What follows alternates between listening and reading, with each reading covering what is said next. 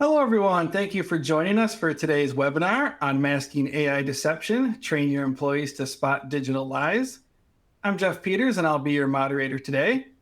Let's meet our speaker. Al Lucis is a client success manager for Infosec Institute. He works with different orgs to help them upskill and educate their employees about cyber threats, including these new AI-related cyber threats we're going to be talking about shortly. Thanks for joining us today, Al. Thanks, Jeff. Hi, everyone. Excited to be chatting with you today.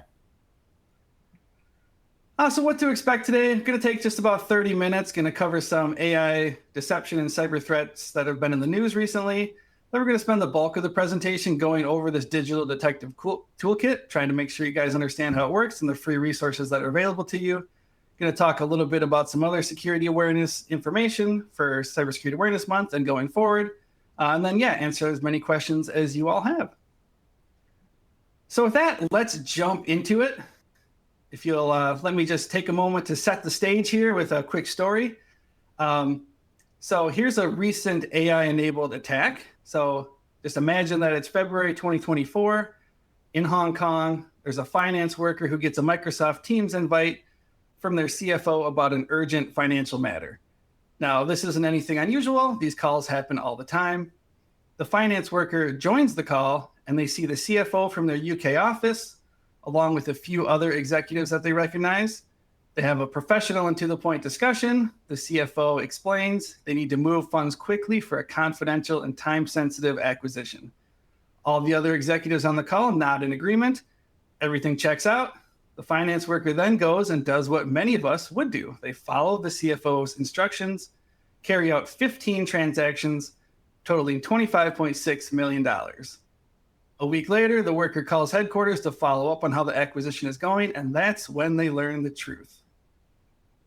They were duped. There wasn't even an acquisition that happened at all. In fact, there wasn't even a meeting. Every single person on that video call, the CFO, the executives, all those familiar faces, were artificially generated deepfakes, and $25.6 million was stolen. So just let that sink in for a moment. This wasn't like a single voice clone or a single fake image. Now there's entire video conferences where every participant except the victim can be AI generated. And this happened about a year and a half ago to a multinational firm, and it's happened to a lot more companies since then. So a couple other quick examples from the news. Take Pindrop Security.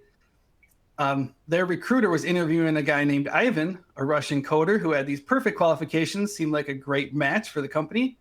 But during the interview, something was a little off about Ivan. His facial expressions didn't quite match his words. Turns out that Ivan was a fake. He was a deep fake for a scammer trying to infiltrate their company. In fact, it was recently reported that over 300 US companies have already hired imposters like these into their IT departments in sensitive roles. Many of these imposters from North Korea. Or another example from Ferrari, there was an executive who received WhatsApp messages and a call from their CEO, Benedito Vigna, about a secret China deal. The voice was perfect. It even nailed his Southern Italian accent. But during the call, the recipient thought something felt a little mechanical about the language he was using. The FBI has also highlighted similar attacks. They recently, just a few months ago, warned that US officials are being targeted by scammers who are cloning the voices of senior government representatives in order to build trust and then gain access to sensitive information. So it's definitely scary out there, but here is the good news. For all of these attacks on the screen here, every one of them had a tell. For the Pindrop security story, the recruiter noticed those facial expressions were slightly out of sync with the words and was able to recognize the deepfake.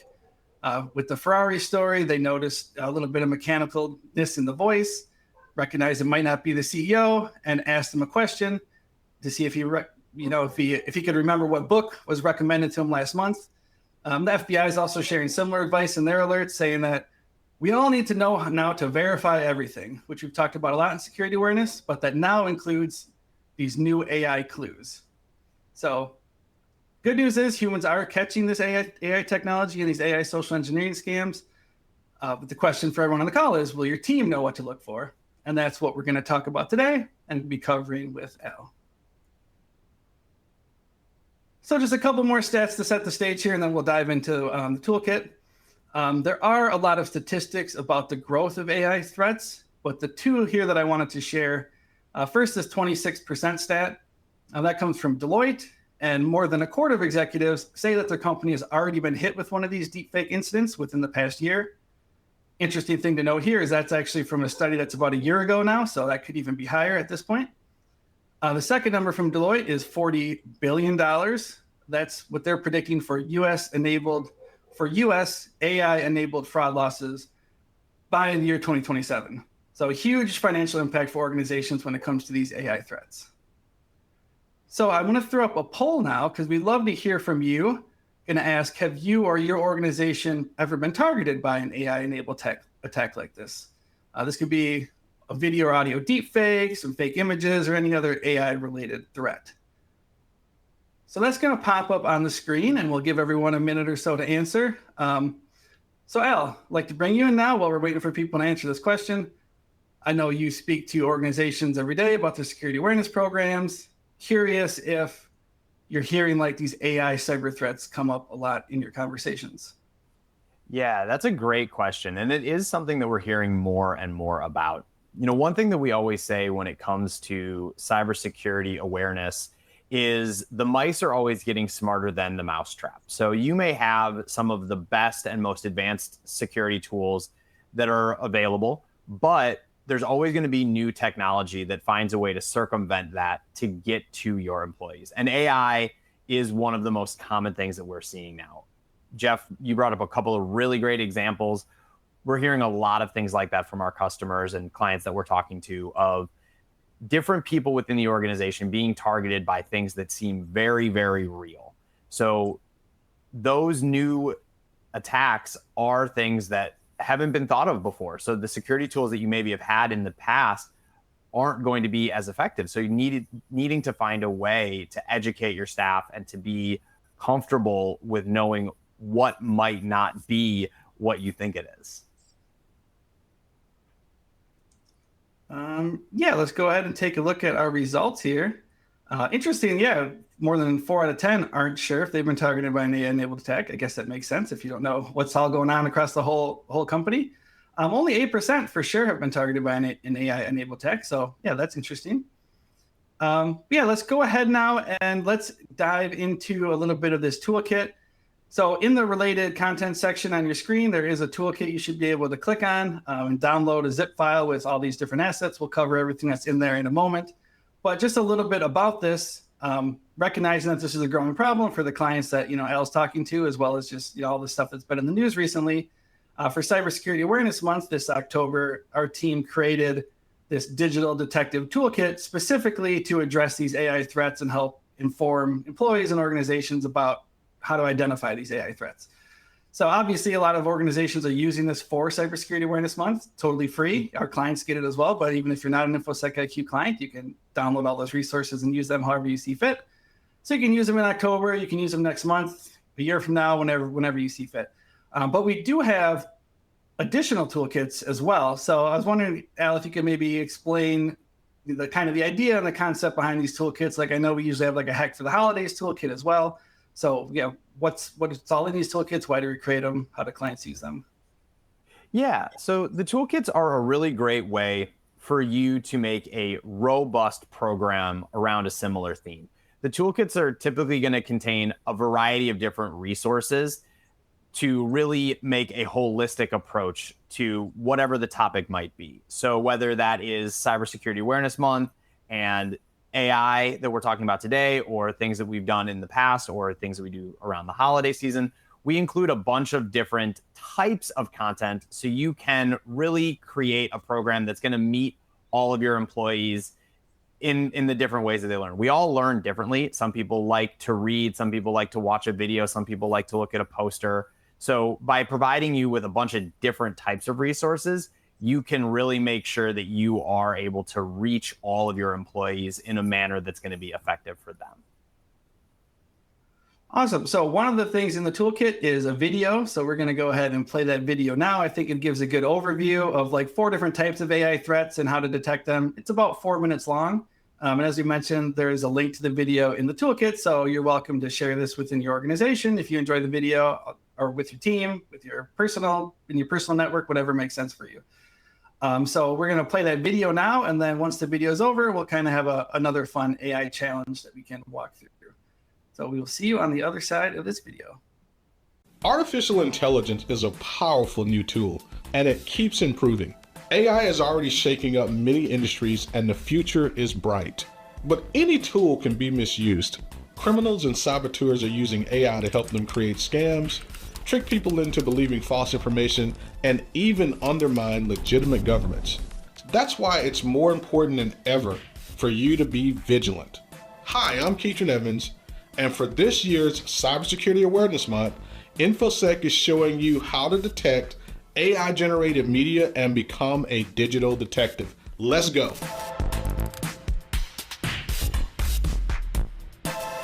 So, how can you identify phony AI content?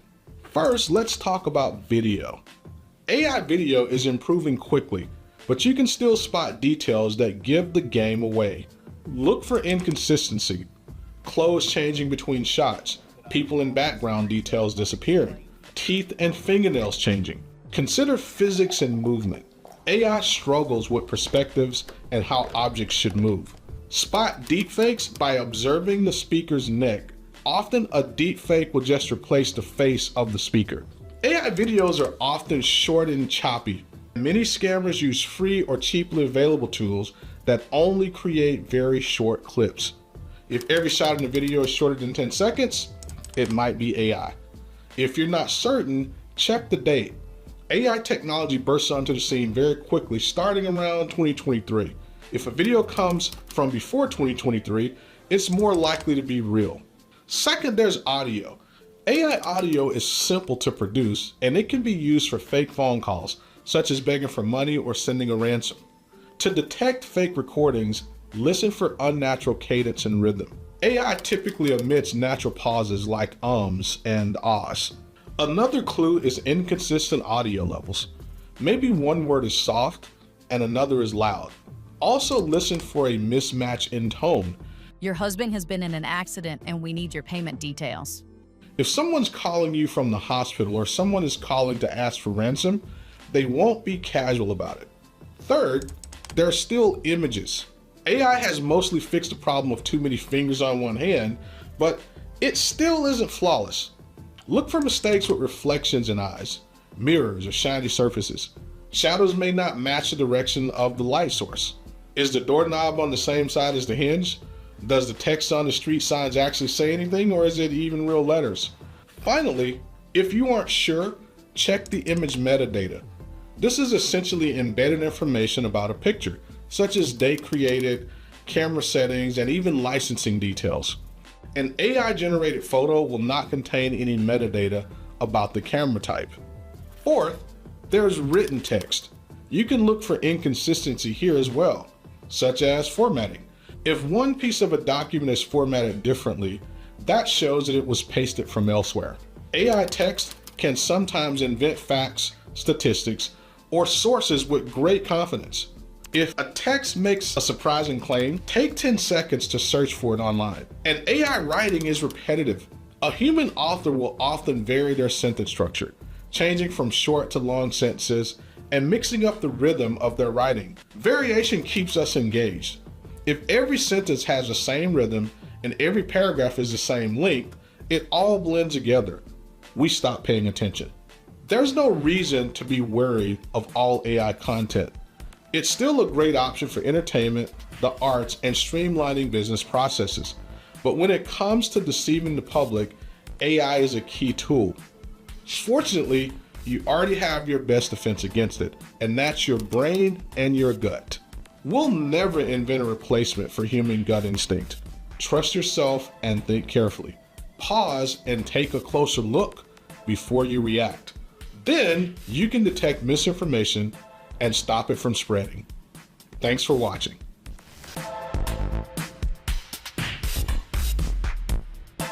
Oh yeah, so that was the video that is included in this toolkit here. So I'm going to throw it back to Al so he can explain, all the other assets that are in this toolkit that you all can use on this call. Yeah, so as we kind of alluded to before, we really want to create a holistic program that you can use not just for the month of October, but all year round. And we want to do that by providing you with a variety of different resources. So there is the video that we just watched. That is going to be a big piece of this toolkit. But again, we want to give you a little bit more, something to go a little bit above and beyond a simple video training. And that's why we also include posters, infographics, newsletters. We even have an employee presentation, which is essentially a PowerPoint that is 90% built out. You can use this as a starting point for if you're planning on doing any type of lunch and learn or live-led training. Our PowerPoint is going to be a great resource to get you 90% of the way there for your presentation. We also have email communications. Again, if you're wanting to make this a big program that you're doing for the month of October, you want to communicate how exciting this is. Well, you don't have to write those emails from scratch. We've given you a couple of email templates that you can use. Of course, you can edit them to your liking, put them into your own corporate voice. But again, our goal is to really help you do something every week this entire month and do a variety of different things. So no matter how your employees take in information, we're going to be able to provide them with something that's going to resonate with them. Awesome. Now let's take a look at one of the posters that's in this toolkit. So as Al said, there's 4 different posters. I find these ones kind of fun, but there's a couple of these more interactive posters where it's sort of like, hey, can you spot, the AI deception? Can you spot the fakes here? So yeah, it'd be great if you all could just take a look at this image now. You may want to expand your window, make it full screen so that you can see it fully. So Al, we'll give folks a few minutes to look at the image. But yeah, curious how your clients are using resources like this to get them in front of their employees. Are they typically like sending something like this out in an email? Are they hanging it in the break room? What are the clients you work with doing?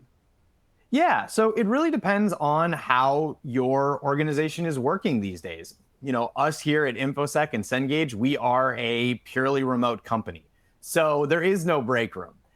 So a way that a lot of remote companies are leveraging these is taking this poster and putting it into a Slack channel or a Teams communication, maybe making a little bit of a competition. First 5 people to respond win a special prize, something like that. Of course, if you do have a physical office space and a break room, printing these out, hanging them in the break room is a great way to drive that engagement. One customer that I've worked with, they did a really, really fun competition where they printed out all of these posters that have that interactive piece, and they put a little question and answer like Dropbox with each poster. So everyone could come, they could look at the poster, they could take a little piece of paper, write down their answer, write down their name, put it in the Dropbox. And then at the end of the month, they're going to do a raffle and the winner's going to get a free DoorDash gift card. So again, just another fun way to make this a little bit more exciting, make it a little bit more engaging, and really get your team excited about what you're trying to promote for the month. Awesome. Now let's go through. Tell everyone there's 6 tells in this image for things that are incorrect, that are kind of common with current AI images. Obviously, the technology is evolving all the time. Maybe I'll throw you on the spot, Al. Is there anything you notice right away in this image that seems a little off to you? Yeah, so one thing that definitely stands out to me that Keatron had mentioned in the video is inconsistencies with text. So when looking in the upper right corner, I noticed that the menu or sign there, those aren't real letters, those aren't real words. So that is one thing that always is going to stand out to me when it comes to looking for the validity of an image. Yeah, and Keatron also mentioned in the video how AI is getting a lot better at hands, but still a lot of like the free tools and things are, maybe don't do them quite the best. So yeah, the hand here is a little awkward. Those are some pretty long fingers. Another thing that Keatron called out is reflections. So if you look in the background there, like her hand's reflected properly, but this woman there doesn't match up with the scene. So that's another thing to look at. And then, yeah, we have another set of hands here. So this woman apparently has 3 hands, according to this AI image. And then a couple other ones. We have this coffee cup. I think Keatron mentioned in the video, like the door handles, things like that. Same thing with, some of these accessories, whatever you want to call them, on some of these things AI doesn't quite do the best with. We have a missing table or leg there for the table, and then we have the text there up top. So yeah, that's just one of the things that's in the toolkit. I do think it's, personally, I find these kind of fun. Reminds me of, like, when you're eating cereal as a kid and you got the little games on the back of the box, just a way to, get your employees engaged, make it a little more fun rather than just, beyond the video and some of the other assets that you typically have in your security awareness program. So yeah, I'm going to throw it back to you now, Al, to kind of discuss this program plan. So this is also included in the toolkit. And we have a lot of different program plans. We have this one specifically for this toolkit showing how you can do it for the month, but we also have program plans, we have 1 and 2 year program plans for some of our paid clients for our different series, things like that. So this particular program plan is designed for 4 weeks throughout October, and it has different kind of a framework that you can use. Don't have to follow it exactly. But yeah, I'm curious if you have anything to say about these program plans and how your clients are using them.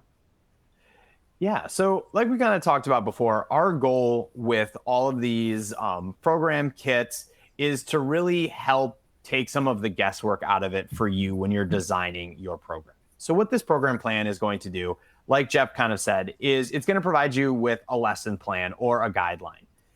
There's a lot of stuff in this toolkit, 4 different posters, different assessments, multiple email communications, newsletters. So you might be feeling a little bit overwhelmed. How do I use this? Do I do this part first or this part second? So we want to take some of that stress off of your plate. You can simply follow this lesson plan. We're going to lay out, use this week 1, use this week 2, use this week 3. And what that will do is that's going to really help you with 2 things. Number 1, you're going to have a cohesive program that leverages all of the different content that's included in the toolkit. And number 2, you don't need to plan it out. You've got enough on your plate. This is a small portion of what you're working on this week, this month. So this way you can have something that's a little bit out of the box that you don't need to build from scratch. And of course, it's not what you have to do. This is just a guideline so you can tweak and edit and adjust things as you see fit. And that's really our approach to all of the content that we create, is we want to create fun, engaging, worthwhile content, but also give it to you in a way that you can best leverage it. So similar to what we're doing for Cybersecurity Awareness Month, for all of the different training that we create, we curate it into a program plan and give you a guideline or a lesson plan on how you can best leverage it. Awesome. Well, that really wraps up the toolkit portion. Just gonna do a quick slide here, maybe talking about some of these AI attacks a little bit more, and then we'll share some additional content and information about security awareness, and then we'll wrap up by taking questions. So if you do have any questions that come to mind about AI, security awareness, anything, feel free to throw them into that Q&A box. But just wanted to really quick, just give a little background on what makes these types of attacks so successful. So I think the first is scale. There's really 3 things I'm going to point out. So scale, obviously, I don't think that's necessarily new for cybercrime. Spam emails are also scalable to, thousands of people. But I think it's interesting with AI is that they're also scaling the research behind the attacks, as well as, some of the testing that goes behind them. Like, I don't know if anyone on the call has used something as simple as like ChatGPT or Claude or Google Gemini. You can go and do their deep research. With just a 30-second prompt, I can get a 10-page report on your company and pull stuff from social media and your CEO's earnings calls and a lot of great stuff that I can use for social engineering. I don't need to really manually do now. I can do that in, just a few seconds. And then also, being able to A/B test and iterate, AI is making that a lot faster. So a lot of these social engineering attacks are, improving in terms of the outcome for the cyber criminals. The second is technology. So obviously these AI tools that came out really a couple of years ago in the mainstream, they're practically free now. I mean, some of them are low cost, but there's a lot of free tools out there, and they give nearly instant results. So just like a quick example, if you go back, just a couple of years, it would actually take a decent amount of time and resources to clone an executive's voice, make it sound realistic, good quality. Now we can do that in just seconds by going to your YouTube channel, maybe grabbing some stuff of executive on a webinar, and suddenly, we can impersonate your, someone from the C-suite's voice and do some of these cloned attacks that the FBI is warning about. And then the third thing that I think really brings it all together is the psychology that exploits the human trust. I don't think that's anything new. That's been for decades, but things like trust, urgency, fear of loss, like the example we used at the beginning with the $25 million deepfake attack, I think that's kind of a perfect example of using all three of those. When that deepfake CEO tells that employee that, hey, we're going to lose this big client, we're going to lose this acquisition if we don't act right now, that sense of urgency is there, that fear of loss is right there. And then you have the trust, obviously, from the CEO who's telling you that. So makes it hard for employees. And that's why we need to build in, these principles of, verification and things like that, and make sure that they're educated about those. So when you bring all those three together, really how you get these successful attacks. So in a sense, the AI stuff's new. Obviously, it's impacting everything, but it's also kind of the same old social engineering, just done maybe with some new tools, different scale, but the same psychology behind it. So now we just want to spend just a minute or two talking about some of the other assets we have. So this free toolkit, everyone can download it, whether you're an Infosec IQ client or not. But then also within our Infosec IQ platform, we do have, Al can correct me if I'm wrong, but I believe we have over like 2,000 different resources, additional posters, modules on different things, different series. So Al, if you just want to maybe explain a little bit more about all the content that's in Infosec IQ for those paid people who are looking to build out a program beyond, the free stuff that we have. Yeah. So as Jeff kind of mentioned, we have a wide variety of cybersecurity related content. And the reason that we have such a wide breadth of content is this is something that shouldn't just be a once a year thing. October being Cybersecurity Awareness Month is a great time to really launch a program, to really focus on the different elements of cybersecurity. But we've all had those trainings where we're hyper focused on something. We do that once a year training and then we forget about it. We don't want that to be how you approach cybersecurity. So we have a wide variety of different content that you can leverage throughout the entire year. As we see on the screen right here, we have a lot of different content focused on AI. So if you want to use Cybersecurity Awareness Month as sort of your kickoff for AI training, we have a lot of other content that you can build off of for that. We also have content that's not related to AI that's going to be focused on those different core cybersecurity topics: phishing, malware, removable media, social engineering. And the really cool thing about our content is we're going to cover all of those different topics in a variety of different ways. So do you want to do something that's focused on phishing, but you want it to be serious? Do you want to do something that's focused on malware, but maybe you want it to be a little bit more lighthearted and humorous? Our content library is diverse enough that you're going to be able to tackle all of your different cybersecurity topics in a variety of different tones, depending on whatever's going to resonate best with your staff. Then we have one more slide here just talking about some of the additional features within Infosec IQ. I imagine a lot of people on this call have a security awareness program. Some of them are running the program, so some people are probably familiar with this. But for those who maybe aren't familiar with the different aspects of the security awareness program and Infosec IQ in particular, can you talk maybe just a little bit more beyond the content of what's all involved? Yeah. So one of the things that we're able to do with our program is we are really able to tailor it to the needs of your organization. We offer both the training content on a variety of different topics, as well as simulated phishing. So we're able to educate your staff and we're able to test them with the simulated phishing. That's going to give us a really great understanding of where your organization is at. We also have really robust in-app reporting, which is going to show us your strengths and weaknesses, or areas of opportunity, I should say. And that's going to help us, again, continue to tailor the program to meet the specific needs of your organization. Because ultimately, what we want to do is not just train and educate your staff on generic topics. We want to train and educate your staff on things that are going to be relevant to them and target things that are going to help them protect your organization better based on the unique aspects of your organization and how y'all interact with different elements of cybersecurity. Awesome. Now I'm just going to quick mention a couple other free resources for anyone on the call who wants to check them out, and then we'll take a few questions and we wrapping up shortly after that. So So yeah, Al was talking about the stuff that's within our Infosec IQ platform. But as he mentioned, we do have additional toolkits like this. Like coming up, we'll have another one for the holiday season. So if you go to our website, infosecinstitute.com, and go to either /resources or go in the menu and find the resources section, there are dozens of these other toolkits. So, once you do this for Cybersecurity Awareness Month, you can go ahead and download other free resources. We have hundreds of free resources there, but just a couple that I'll quick call out. If you are looking for security awareness, we do have a security awareness buyer's guide. It's an ebook you can download with just some things to consider as you're looking for a security awareness training provider, whether that's us or whether it's someone else. Has some kind of just good guidelines in there. And then we also have our security awareness champions ebook.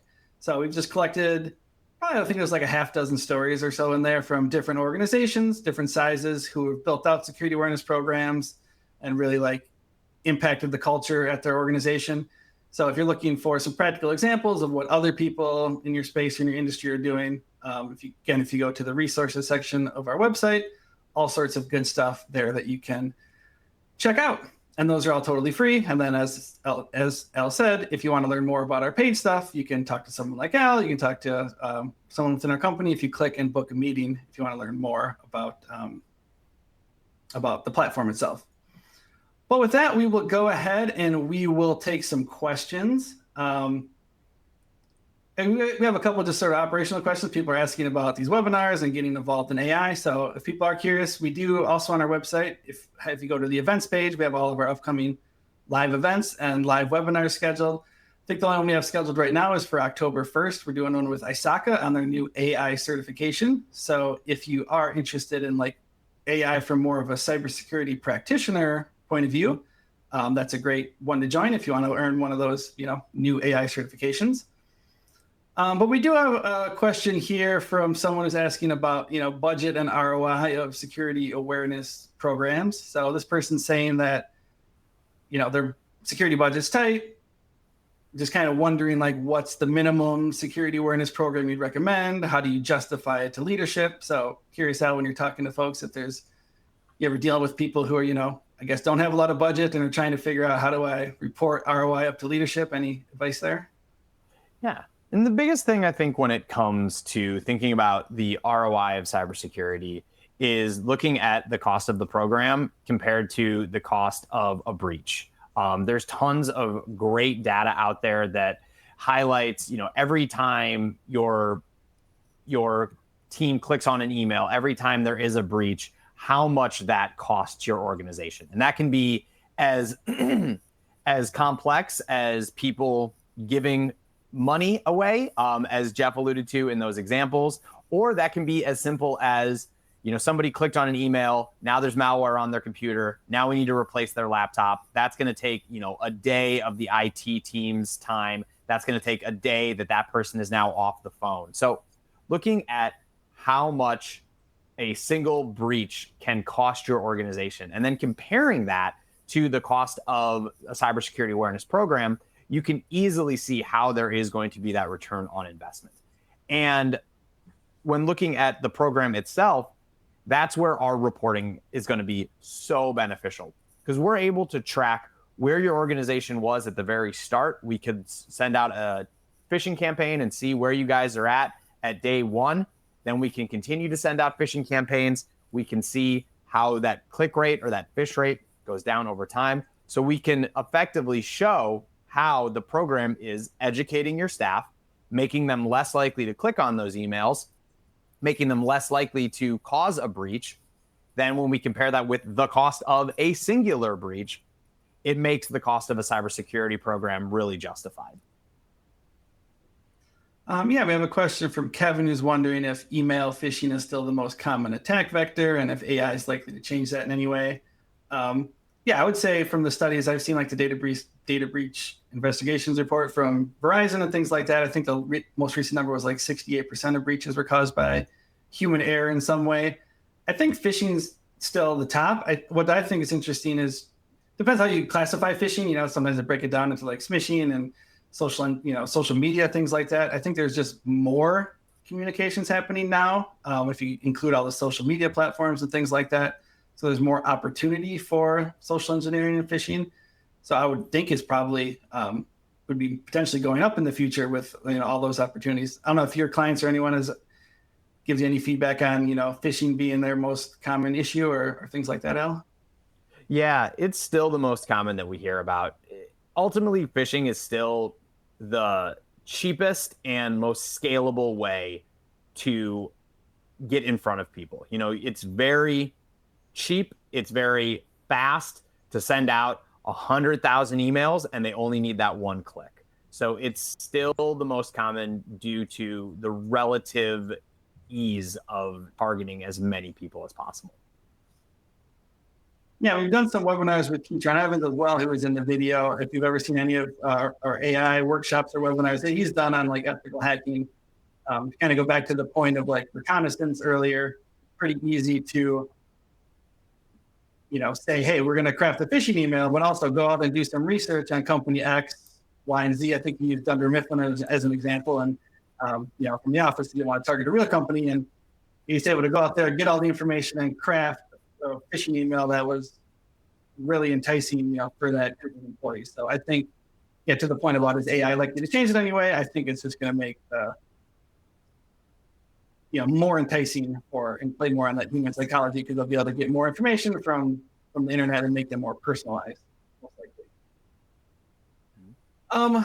Yeah, we do have we've got time for one or two more questions quick. So we have a question on engagement. Some people have been running these programs for a while and maybe feel like they're getting kind of stale, or they're not getting a ton of engagement from their programs. So curious if that comes up at all for you, Al, with the clients you work with, and how they're, trying to either like break through that feel of, kind of mandatory training, or, kind of make it more fun and engaging for the employees. Yeah, engagement is always going to be the most challenging thing, right? At the end of the day, this is training. We're not watching a TV show that we're really excited about, the new episode of Task, or we're not playing a video game that we're really excited about. It is training. How do we make it engaging? How do we make it fun for people? The first thing that I would think about when looking at a program, if you've been running a program for a while, is what have you used in the past? Have you used a more straightforward, more serious training like our Just the Facts program? That's great content, but maybe it's time to switch it up. Maybe it's time to do something a little bit more lighthearted, a little bit more fun. Maybe we incorporate something like Work Bites or a Need to Know series. I think it's also important to look at what you've trained on. What topics have you talked about? If you've done phishing and malware a couple of times already, maybe it's time to advance to more challenging topics. Your team knows about phishing, so they're not engaged to watch it. Maybe we want to talk about things like MFA fatigue, or maybe we need to get into things a little bit more relevant to your organization, HIPAA, FERPA, PCI DSS. So talking with your customer success manager and looking at what you've already done, they'll be able to point you in the right direction of how we might be able to change things up, do a little bit of trial and error to provide you with a new engaging program. I think we can wrap up with this final question. I know there's a few folks on the call who don't have a security awareness program at all, or maybe they just have, some internal stuff that they're doing, so they're not, necessarily have a big, robust program. So I'm curious, for those who are looking to get started, build out a program, make it engaging, like you said. Obviously, there's a lot of steps between having nothing and having, a super robust, in-depth program. So any advice you typically give for those who are getting started, trying to take those first steps to, what they should start with, how they should start building it? Yeah, that's a great question. There's no one size fits all for every organization when it comes to building your cybersecurity program. The best way to get started is to simply get started. We always recommend starting with a once a month training and a once a month phishing. Our training videos are about 3 to 5 minutes per topic. And our phishing simulations, we're talking about sending everybody roughly 1 to 2 emails per month. So we're asking for about 3 minutes of people's time for training and 2 emails over a 30-day period. Very minimally invasive, but it is going to help keep things in front of people, keep things front of mind. Now, you can start with that and you can always pivot. And that's what's really nice about the way our platform is set up, is you're not locked in. If you want to do a monthly program and then after a couple of weeks, or after a couple of months, I should say, you want to change, you can easily do that. You want to go up, go down, change it up. You have the flexibility to do that. That's just a really great way to kind of get started. It's similar to starting a new workout regimen. Maybe you start with 5 days a week working out, and then you realize you don't need to do 5 and you want to go to 4.